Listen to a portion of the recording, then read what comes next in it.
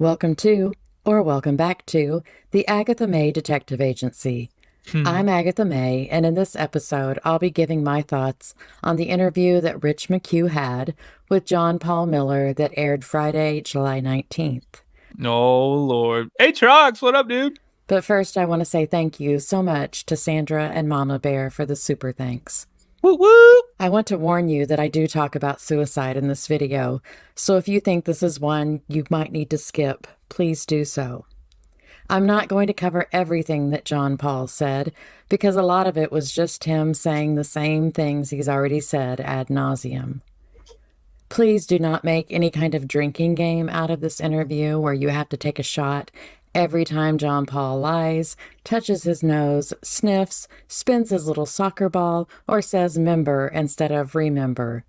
You will be in the emergency room with alcohol poisoning before you get through the first 5 minutes. Bruh.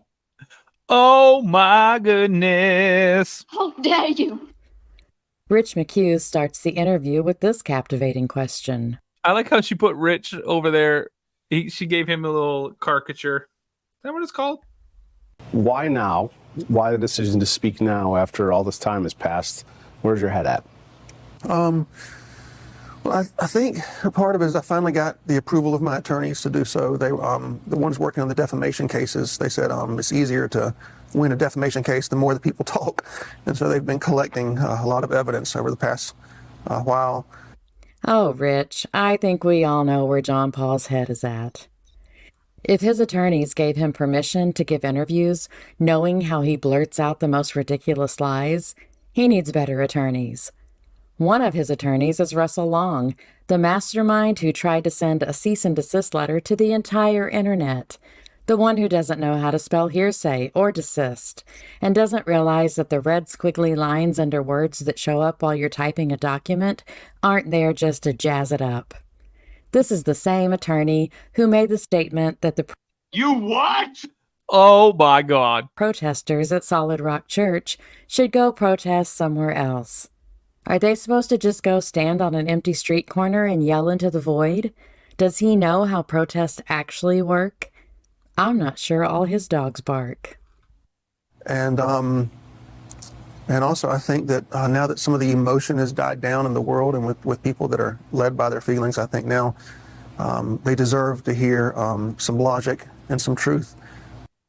Oh, my goodness me. Everybody in the live getting tipsy. Everybody in the live getting tipsy. If we took a drink every time, we probably would be, wouldn't we? Oh, my word. And make their own assessment. So. John Paul then proceeded to not provide a single bit of logic and very little truth. When dealing with the John Pauls of the world, you'll find that they will plant a tiny speck of truth among all their lies. In doing this, if someone calls them out on their lies, they will deflect back to that one bit of truth in the hopes that it will confuse the other person to where they'll doubt that he ever lied at all. Did you see this coming? Yes, but it doesn't change at all the power of the pain of reality. I saw it coming for years. I told them for years this would happen. What in the word salad? What? But over and I said, if she gets off her medicine, suicide is the next thing. And she tried it in the past. Entertainment and educational purposes only. YouTube, TikTok, all of y'all, the overlords, they hear words, they get all mad about it. But with me, she always remained okay with me. She was on her meds with me. She was healthy and happy. And even if she did get low or stop taking her medicine, I would help her get back on it and things would be fine. Without me and with her family, she's off meds and she committed. And I told them this would happen over and over again. So she was healthy and happy and on her meds with him, but she was also low and not on her meds with him. He doesn't even recognize when he's contradicting himself merely seconds apart. I tried my best to stop her from getting a gun. I went to judges. I have copies of all the police. I talked to her counselor, the pastor she was going to, her family, her friends. I told them all, don't let her get a gun. Do whatever it takes, prevent her from getting a gun.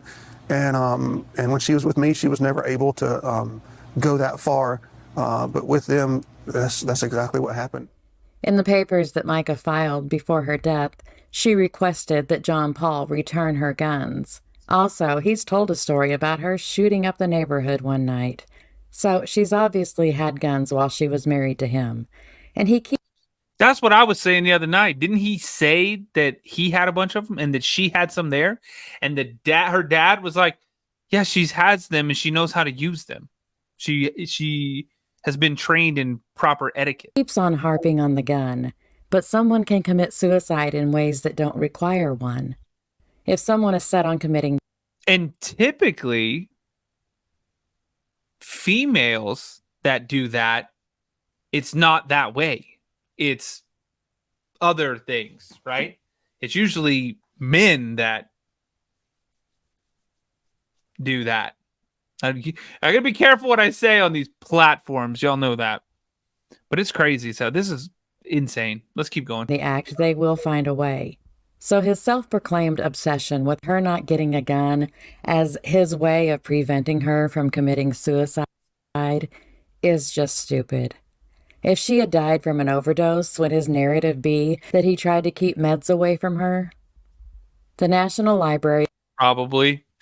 What do y'all think? of Medicine posted the results of a study on the methods of suicide.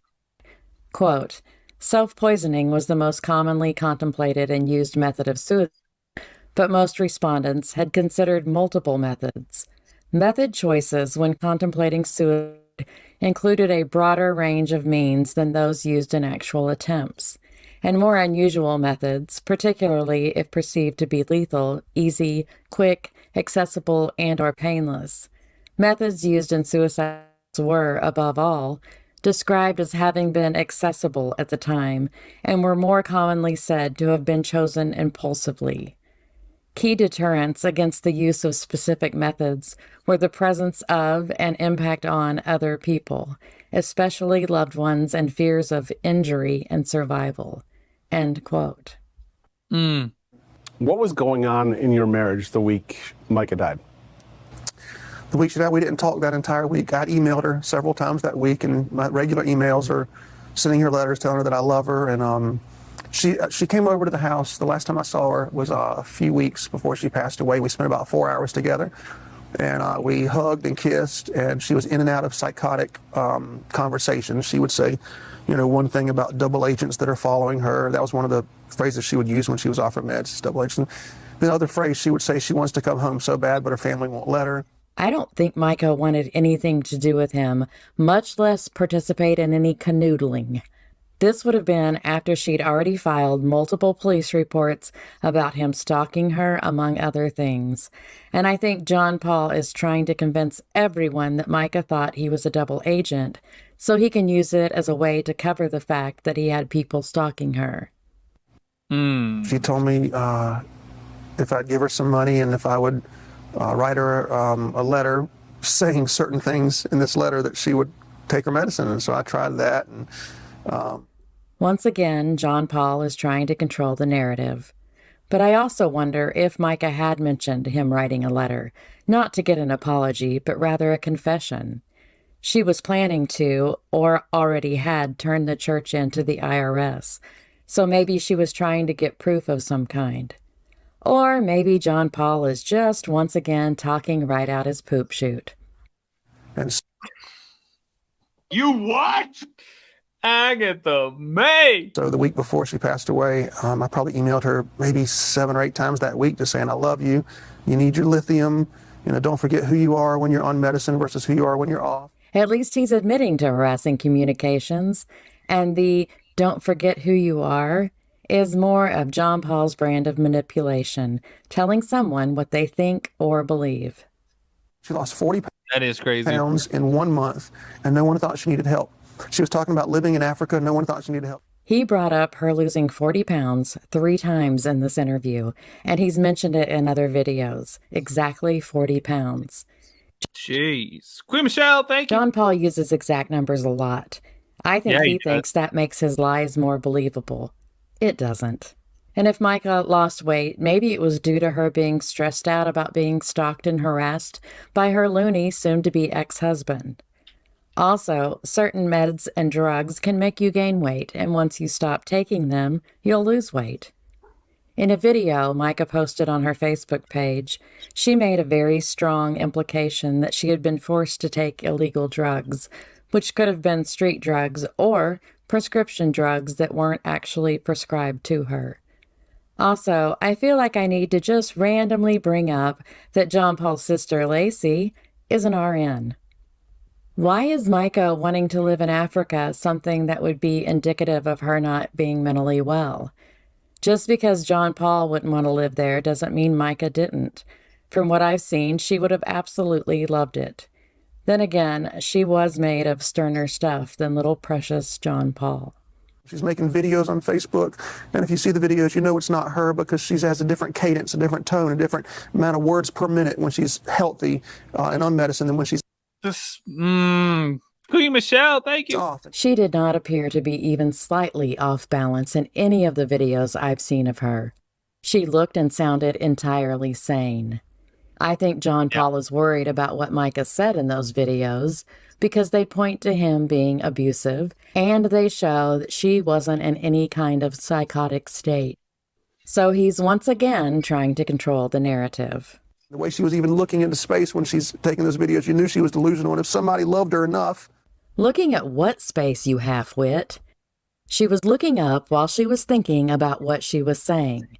If looking up or to the side while thinking makes a person delusional, we all are. And notice John Paul doesn't say that he knew it wasn't her or that he knew she was delusional. He said you knew. He's trying to manipulate everyone by telling them that they knew she was delusional too. If someone thought, I need to take her to a professional, that professional would have known that she needed medicine. And the reason I know that's true is because I took her a few weeks before she passed away. I took her to probate court. And in 3 minutes time, she went in, she walked back out. When I went in, they said, your wife is mentally ill and she needs medicine desperately. And I said, okay, let's do it. Let's get her the medicine. Let's get her help. And they said she's not a danger to anybody in society, so we can't force her to do it. But if one of her family members or friends had taken note of That's right, thank you. the way she was acting and seen what was happening to her physically and taken her to just one professional, they could have saved her life. Who was at probate court that said this? Who is they? I highly doubt that there was a psychiatrist waiting there to immediately diagnose her. And even if there was, if some doctor diagnosed her in 3 minutes and knew she needed medicine in that amount of time, that is not the kind of doctor you want to go to. They need to have their license wadded up, burned, buried, dug up, and burned again. There is a 911 call where Mica called in to report the razor blade in her tire. And in that call, she said that she thought someone had put it there to stop her from going to probate court because she had a doctor's statement that she was going to file that stated she didn't have the mental illnesses that John Paul was claiming she did. Whoa. What do you think happened that day? So according to what she's tried to do in the past, and according to her doctors who have taken care of her for years, and according to me, Well, according to all this, no, he said, what do you think happened that day? Not according to all this stuff in the past. No, that day. What do you think happened that day? who's seen it over and over again, I imagine that she was in an incredibly euphoric attitude. I saw her pictures on the Dick's Pawn Shop. Someone sent me screenshots of the Dick's Pawn Shop pictures where she's smiling, which out of the 6 or 7 times that she tried to commit suicide in the past, only one of those times was she depressed. The other times, she was very euphoric. If this is what John Paul thinks is euphoric, he's probably left behind a string of severely disappointed women in his life.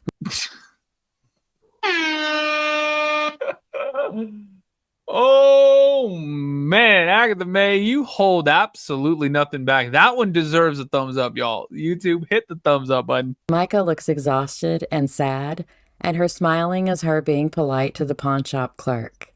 Does this nitwit even know what euphoric means? He's already stated that Mica was fine with him, but now says, according to me, who's seen it over and over again. Which is it, genius?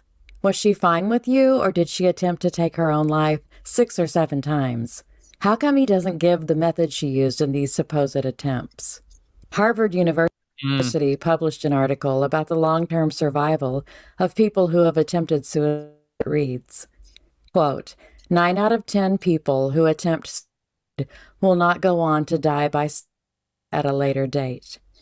And further into the article, a history of previous attempts is lower among those dying by firearm suicide and higher among those dying by overdose, end quote. And one of those people that I talked to told me Angie, thank you. that she told her 2 years ago, if I ever commit suicide, I'm going to go to this place in Lumberton, the state park or something like that. Which friend is that?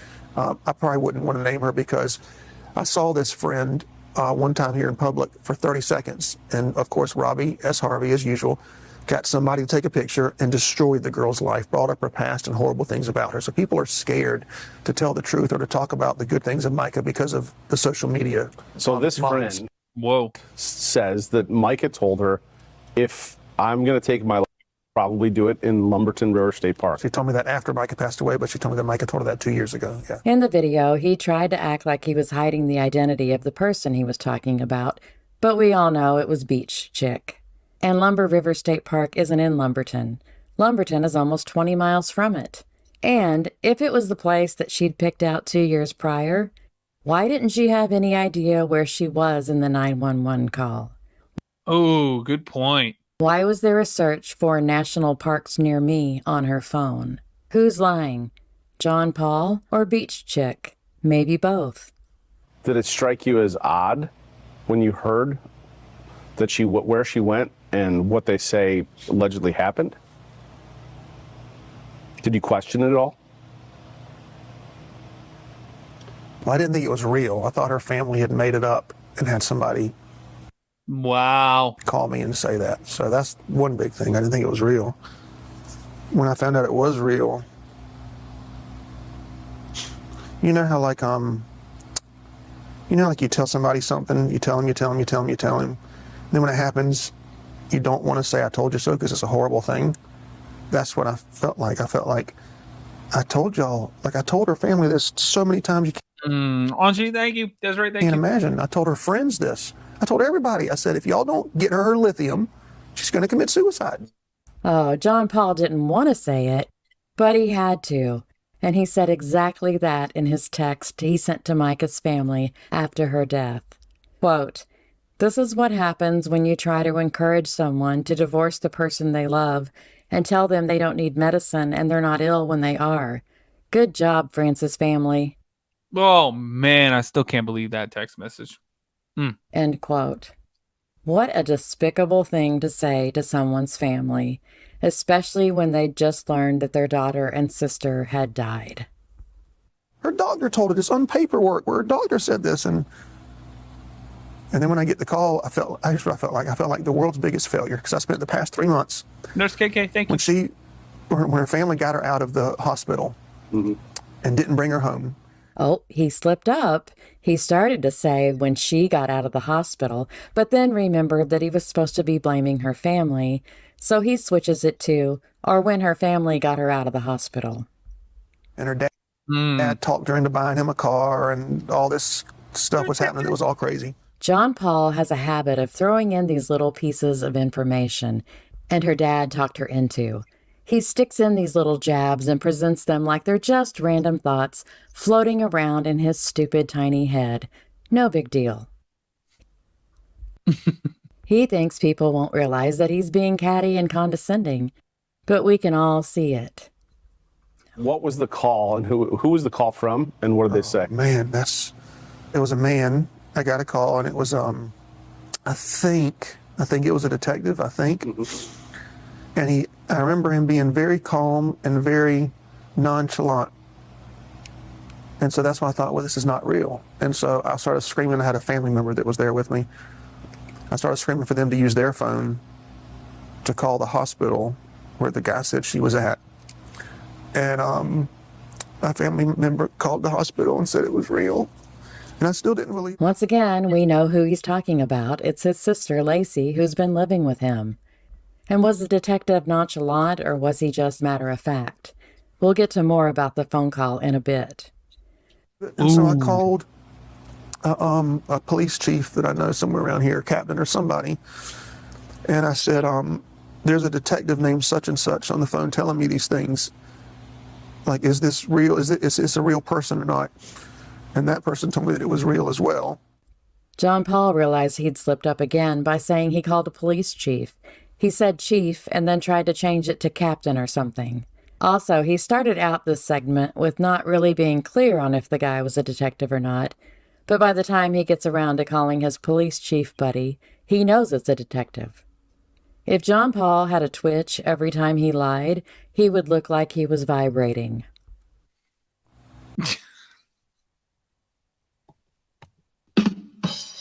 Damn, Agatha May has no filter. Emotional damage. Wow. Let's keep going. And I just remember, Wendy, thank you. I remember screaming really loud and throwing up everywhere. And Oh, this part. What did they tell you? I remember throwing up. Did I have spaghetti that day? It was a lot of throw up. It was something red. I'm sorry. He has mentioned other times about how much he throws up. In one video, he even said that he had to use multiple trash cans. Good Lord, man, go to the doctor. I actually don't believe him about the throwing up. I think that to him, Some gravel. Is that what's called? Gravel? the ultimate show of emotion is puking. Someone should tell him about crying. If nothing else, it uses fewer trash cans. Was John Paul uncomfortable with the "what did they tell you" question, and that's why he felt the need to describe his spaghetti tossing? Or is he just a raving lunatic? Maybe he let something slip before this case became as big as it is, back when he thought it would just blow over in a week or two. Maybe he divulged some insider knowledge that he shouldn't have had any way of knowing. What did they tell you? I don't remember that. Oh, no, I don't remember that. Hold on. I don't remember. He said, my family member called the hospital and spoke to, I think, either the head nurse or medical examiner or somebody. And that lady read me stuff that the Robeson County, I guess, had wrote on a piece of paper. And she was reading me suicide and the weapon and where it was at and all these different facts. And so then because the detective would not tell me it was suicide, I called him back and told him what the hospital told me, and he was pissed off and asked me who that lady's name was, and I didn't know her name. And if I didn't know, I wasn't going to tell him anyway, because I'm glad she told me anyway. And so, and I said, "Is this stuff true?" And I can't remember if he said yes or just hung up. I don't remember. The detective wouldn't tell you it was suicide because it hadn't been ruled a suicide, you twit. I wonder if John Paul recited his memorized monologue about Mica's mental illness during that phone call with the nurse. I can't imagine him not telling her as much as he likes to tell everyone. That might be why the medical examiner's reports sounded like John Paul wrote it. I wouldn't be surprised if he told the nurse it was Mica's family's fault, too. Did you ever question the findings that the authorities gave to you that this was suicide? No, I mean, I'm not a detective. I watched Scooby-Doo growing up, but that's what everybody seems to be acting like, is they're part of the mystery machine. Amanda, But, thank you. my Lord, RG, thank you. like, let my wife, let her be at peace. Like, she's in heaven. She's not worrying about all this stuff. Let her rest. Let her memory rest. She had suicidal tendencies over and over, year after year, off medication especially. She went to Dick's Pawn Shop before, purchased a weapon, and tried to do the same thing. She drove out in the middle of nowhere. She called 911, left a voice message. I don't really understand what else could be. But you know what? I'm not a professional, so I don't know. I think it's obvious that John Paul just wants this all to go away. That's not going to happen, Pee-wee. I still want to know when she had these tendencies year after year, if she was Thank you, Crystal. perfectly fine when she was with John Paul. He also states that she'd purchased a gun before at Dick's and attempted suicide as in a past event. But how did that happen if she was fine while she was with him, and he would have never let her buy a weapon? True. He then switches to recent events and says, she called 911, left a voice message. What an odd way to describe what was supposed to be an actual call and an actual conversation with the dispatcher. In other words, True. it all added up to you. It made sense to you. I mean, I'm not a detective. If she had heart surgery, I'm not going to question the heart surgeon. But you'd want to know what was happening. I don't know anything about detective work at all. Right, but it's your wife. I mean, and them telling you her life has ended. Are you trying to ask me if I think somebody murdered her? Do you think anybody murdered her? No. During this exchange, John No. Debbie, thank you for the $2 super chat. Very sweet. You don't have to do any of that stuff, y'all, but I do appreciate it. Thanks for supporting the show. Debbie, hearts in the chat for Debbie. Paul was almost smiling. One of the things that raised That is crazy. eyebrows initially for the public was when you gave a sermon here and you announced publicly that she had committed and you attributed it to her mental health. Why did you feel the need to come out with that at that moment? That's a great question. So first, let's discuss why I preached that morning. Is that okay? Okay, so people have been asking that. So have you ever taken any psychology classes or anything like that? Very few. Okay, yeah, I haven't taken any. So I would love to find a book or a psychology professor What was the point of that? or someone that could tell me the correct response when you spend 7 years trying to keep someone alive by just taking a few pills that their family tells them not to take. Then when they don't take it, they go into a hospital, their family takes them out, and then you spend 3 months trying to get them help when her family's telling them that you're evil and the bad person. And then it finally happens, the thing that you've been dreading for 7 years, and you're trying to prevent for 7 years, then it happens. I don't know what the correct response is, right? Am I supposed to stay home and cry? Am I supposed to go out with my friends? Am I supposed to go to a bar and drink? I don't know what the right thing is.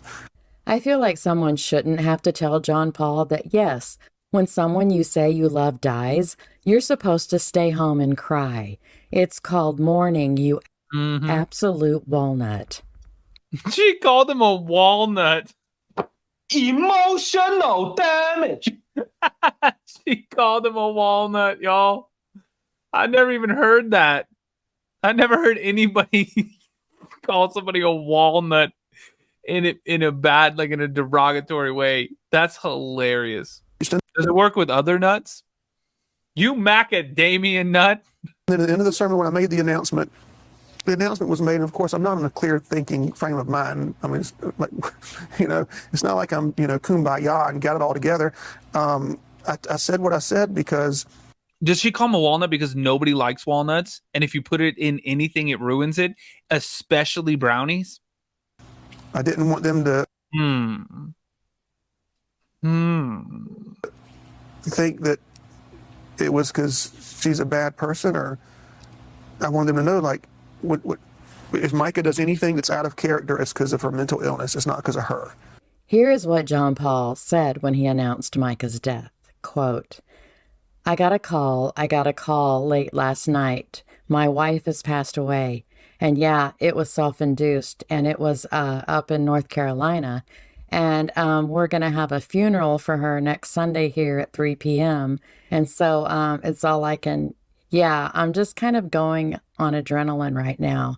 So y'all pray for me and my kids and everybody. And she wasn't, y'all knew that she wasn't well mentally and that she needed medicine that was hard to get to her, end quote. Let's start with why he referred to her as my wife. The church members knew her, so if he had said Mica, they would know exactly who he was talking about. So why my wife? There are two possibilities. He likes to let everyone know she is his possession, or he is trying to distance himself from her by not calling her by her name. By her name. Or maybe there is three possibilities, and it's a combination of both. Next, he says he's going on adrenaline right now. That is not normal for someone who has just lost. No, it's completely the opposite. A person they love. Had he said he was going on autopilot or was in shock, that would make sense. An adrenaline rush is not a normal response to hearing someone you love has died. Then he pulls his old manipulative trick of telling the congregation that y'all knew she wasn't well mentally. He's again trying to tell people what they think and what they should feel. think and know. And finally, why was he having to get her medicine to her? Was he delivering it to her?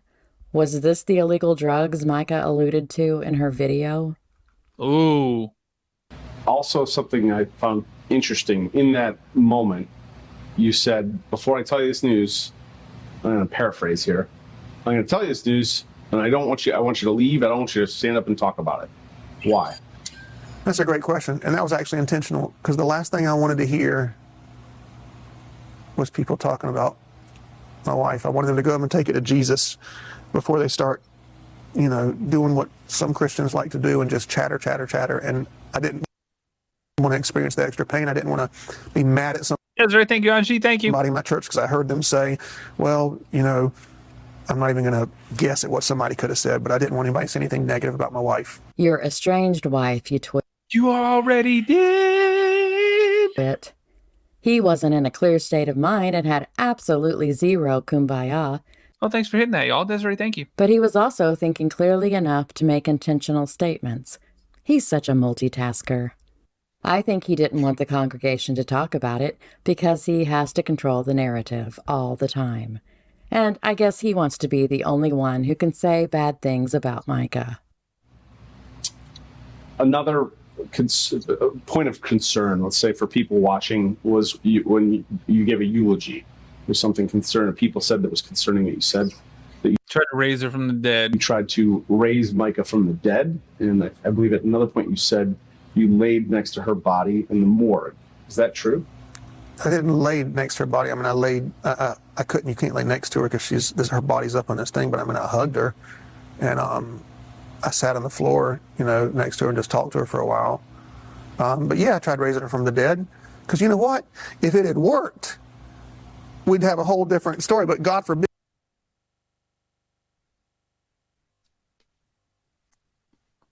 You what? Me not try it. And if weasels flew out your ass, we'd have a different story too. Dude, that's the first time I think I heard Agatha say a little curse word there. Did you say donkey? During his erratic rambling at the sham of a memorial service he conducted, he lied and said he laid down with her body 4 times. That is such a weird thing to lie about. Did he think that was supposed to prove how much he loved her? It really just makes him seem a little cuckoo nutter puffs. Cuckoo nutter puffs. Would you characterize your relationship with Mica as healthy? Oh, man. God, it's a weird place to laugh like that. And we had, when she was on her medicine, we had the greatest marriage you could ever imagine. We spent every day together. Here's a text John Paul sent to Sierra when Mica had gone to visit her. He was telling her he was on his way and added, "I'm armed, I'm ready." Then in a text with Mica that same night, he Oh, you put the wrong text message up, Agatha May. Oh, no. said things like, "By 9 a.m. there will be nothing left inside this house that has anything to do with you. And I'm Damn. coming to you. You're a horrible wife to do this. When I arrive, I'm going to raise hell." That does not sound like even a good marriage, much less the greatest.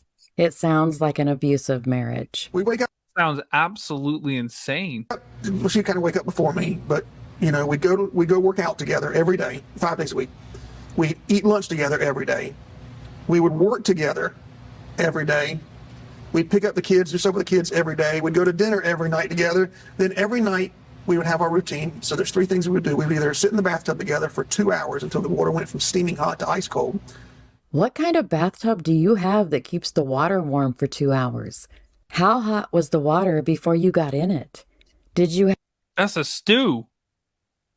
I could put the crock pot on high and then turn it off. And 2 hours later, have any skin left after your soak in boiling water? She bought this big air mattress we'd put in the back of the truck, and we'd go park somewhere here in Myrtle Beach where there's no lights, and she'd bring us some hot chocolate, and we'd lay on the air mattress for 2 hours, or we would go out on the beach with our beach blanket and lay there for 2 hours. But the point everything's exactly 2 hours, y'all. was no cell phones, just her and I. I would rather have to endure exploratory rectal surgery performed by a blind spider monkey than have to spend 2 hours every night with John Paul Miller.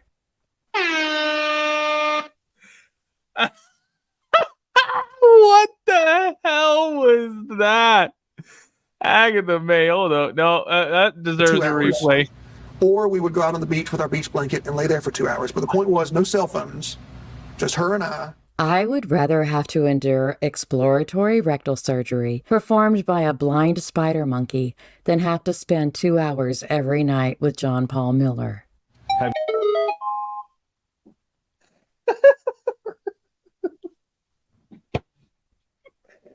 Agatha freaking May, y'all. Unbelievable. Have you ever abused your wife? Never, not once in any way, shape, or form. I took better care of her than anybody could ever take care of her. I never asked her to clean the house, not once in 7 years of marriage. She never had to cook a single meal. She never had to work. She was never harmed physically in any way. He took such great care of Mica that she wanted to divorce him. On Right? February 15th of this year, Mica called police to report that she thought John Paul was in a manic state and thought he could be a danger to himself. She also told officers that he had beaten and abused her and had choked her the week prior. Oh, Lord. In a letter or in an email you wrote to Mica, you apologized. Yes. Right?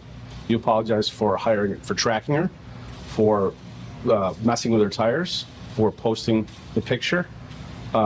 So that's all true, right? So great question. I'm so glad you asked that, actually. If I wanted to lie about that, I would just say I never wrote the letter, right? Because how can you prove that I wrote somebody a letter? There's no signature, there's no name, it's not in my handwriting. But I 100% wrote the letter.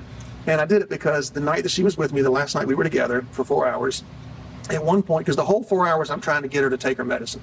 And then I wonder if that was 2 baths or a bath and the blow-up mattress stargazing.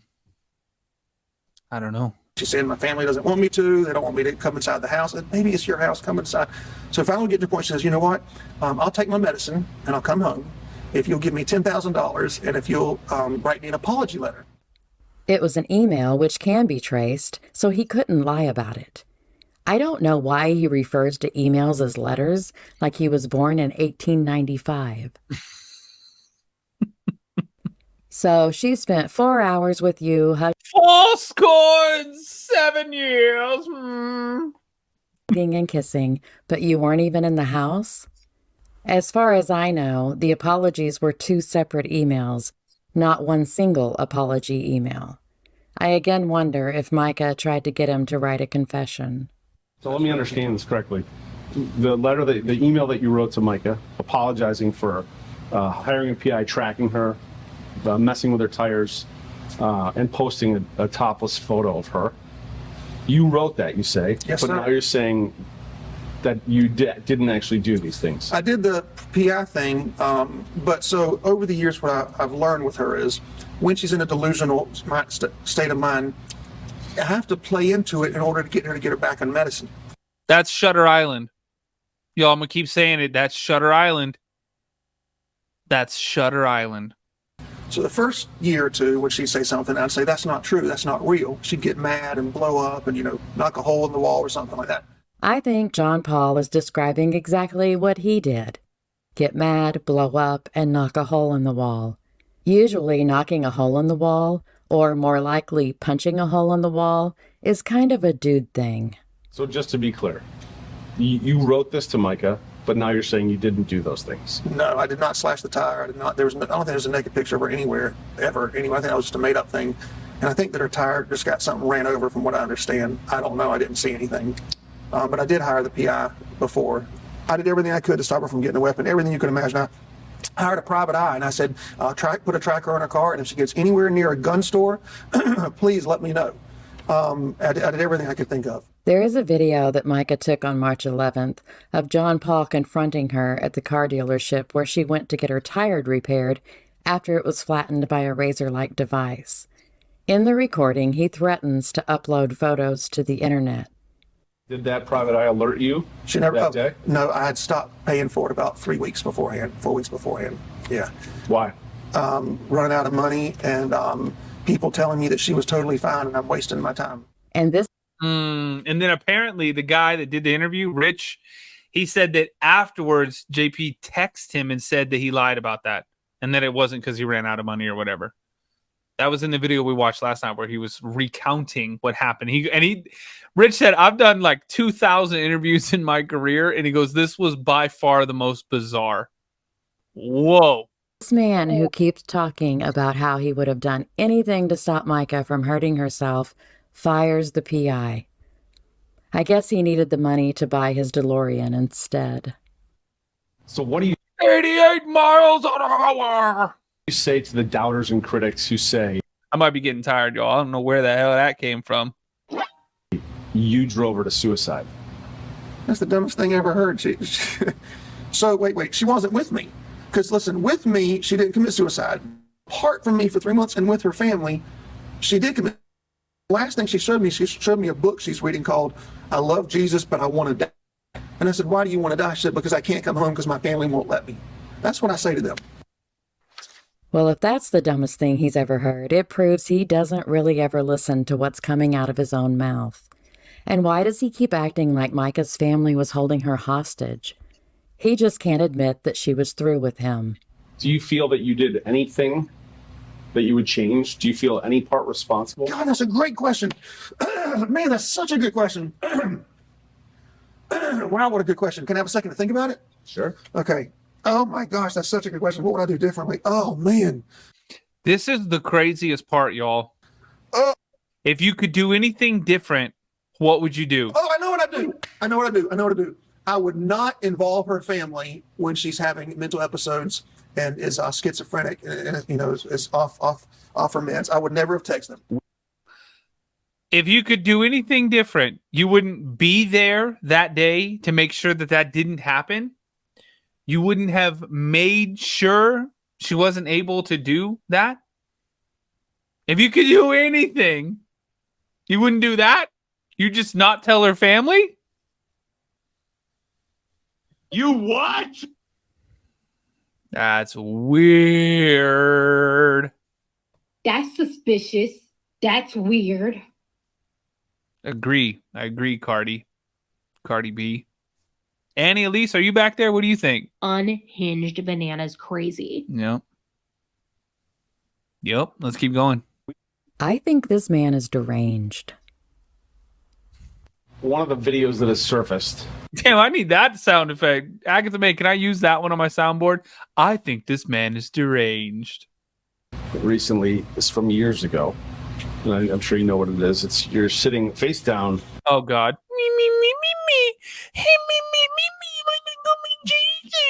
On the ground, and you're freaking out, and you're talking about literally squealing about being eaten by ants, taking the wrong meds, that you missed your family.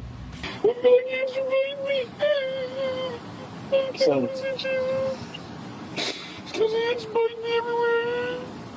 is your medication something they gave you? I mean, for viewers, for people watching it, the common thought is, what is going on here, and do you have a drug problem? No, so I fell out of a tree, a giant magnolia tree. It was like 300 years old. I broke 12 bones. Why on earth would a grown man be climbing up a magnolia tree? Dude. I mean, what did you think was going to happen? It was 10 to 12 bones. I don't know if you count finger. Yeah, it is count finger. Anyway, I have all this metal in my body, and I'd never taken pain meds in my life, and I just had my body cast taken off, and so I took a little bit too much pain meds that day. Doesn't that just make you sleep? That's it. That's Just it. what? Percocet? I don't remember any of them. It was 2017, 2016, and it was like 10 years ago, 8 years ago, whatever. And I was missing my family. My wife, Mica, and I, we started through an affair, and so we were both married to people, and then we got divorced, and I was missing my family because I had lost my family at the time, and I was on pain meds, and it just all went together. I fell out of a tree, broke a bunch of bones, took too many pain meds. That was that story. I've already covered this, but John Paul was in court 10 days after he fell out of the tree, and he told the judge he broke 5 bones in his foot and 2 in his hand. Do you think he'd admit he was lying before he'll admit he's really bad at simple math? He was in a wheelchair and not in a body cast. I realize John Paul is a wimp, but not even he needs a full body cast for a broken hand and foot. Also, magnolia trees in South Carolina don't live that long. Not hallucinogenics Not, what would hallucinogenic be? make you hallucinate. Well, what makes you hallucinate? Drugs. Like illegal Oh my God. drugs? Hallucinogenic drugs, yeah. Oh, I've never done a legal drug my whole life. Okay. Well, oh crap, that was a lie. I'm sorry, that was a lie. When I was 16 years old, one time I was in a truck with two of my friends, and they were both smoking pot. I didn't smoke any, but they do a thing called hot box, and so I got some of that. Hot box. There they go. Hot box. Why does it sound like that? I tried steroids one time. So he knows what a hot box is, but acts like he doesn't have a clue what a hallucinogenic is. Right. In an article published on June 5th of this year, the Post and Courier newspaper out of Charleston, South Carolina, wrote the following in an article about John Paul. Quote, "The church was unwilling or unable to hold him accountable, including after J.P. confessed to the congregation that he had engaged in drug use during a trip to Disney World in recent years, Disney World? according to 4 people who attended the church." End quote. I think John Paul is purposely lying here, just so he can admit he lied. He thinks that by doing so, he can convince people he's truthful. If you call him out on his lies, he'll say something like, "What do you mean I'm lying? I can admit when I lie. See, I just did it." He's hoping that if he acts like he can admit when he lies, we'll think the rest of the interview is true. Nice try, bonehead.